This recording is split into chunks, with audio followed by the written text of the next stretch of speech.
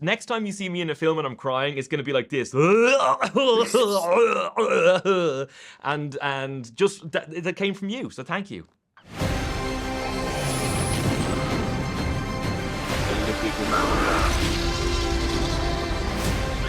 Where we're going, we don't need roads.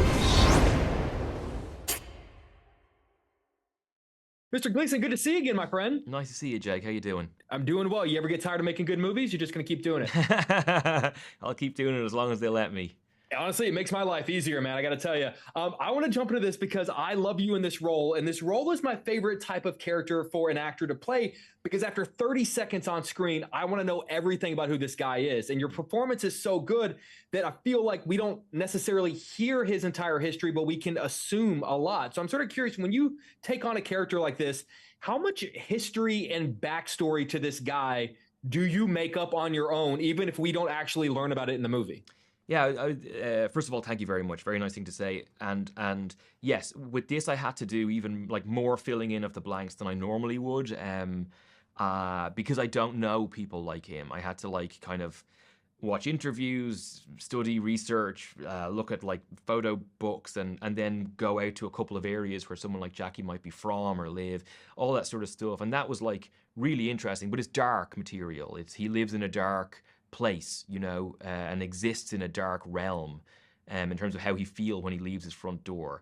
And so you kind of have to fill in a lot of blanks, and then you hope that he feels like a fully rounded person when he comes on screen. Then as a sort of a follow-up, the moment, and I'll sort of ask this without getting into spoilers, but the moment that this movie ends and it cuts to black, you know, I love the movie enough where I'm just going like, no, like I need to, what the hell happens with these guys? What happens with these characters? I'm sort of curious. I know I just asked if you think about backstory, but how often do you imagine for any of your roles, what happened to them after the credits roll? Are you the one that, do you let your mind wander, or do they stop right there? No, never. I just, for the most part, what you do is you hope the best for them. And fear the worst. That's most of the time. But with someone like Jackie, I'm not really hoping the best for him. You know what I mean? Like from a what do people say? Like a 30,000 foot view? Is that what people say? Yep. I'm not hoping for the best for him. In that situation, you probably hope the best for the people around him. You know. If you'll indulge me, just a nerdy question, because you and I have been doing interviews for a long time, and I can honestly tell you, I've never really asked you about this.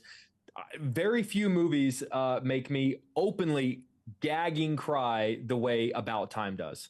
And I know over the course of your career, man, you've starred in so many incredible franchises and Oscar-winning films. But I'd love to know, it's not even like an anniversary, so I can't like put this in a sexy sort of box for you. But I've just always wanted to ask you, 11 years later, if that movie has impacted you in the emotional way that it's impacted me, and do people approach you about that film in the way that they probably approach you about Potter and Star Wars and you know?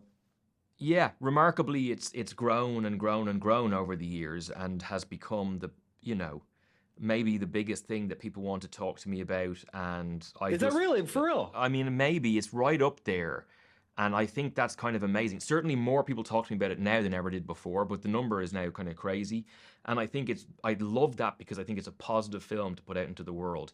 I would also say that the image of you gagging, crying, I find like I'm thinking of the noise in my head, and all I can come up with is sort of like, That's kind of it, and I'm just wondering what that, is that what we're talking about here? And it's not even like the cute single tear down. It's whenever Doesn't sound you like try it. Doesn't sound like it, Jake. If you're gagging, it is, because you know, like, have you ever like tried to keep a cry in, and then because you're trying so hard, the sound that actually ends up coming out is unnatural?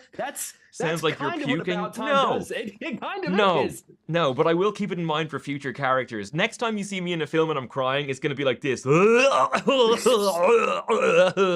and just that came from you. So thank you.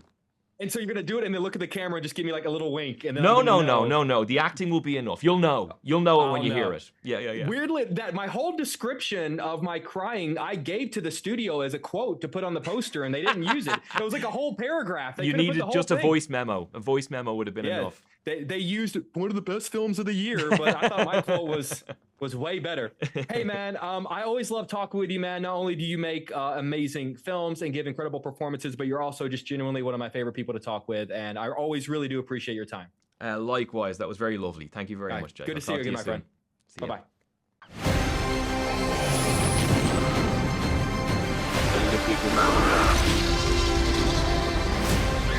Where we're going, we don't need roads.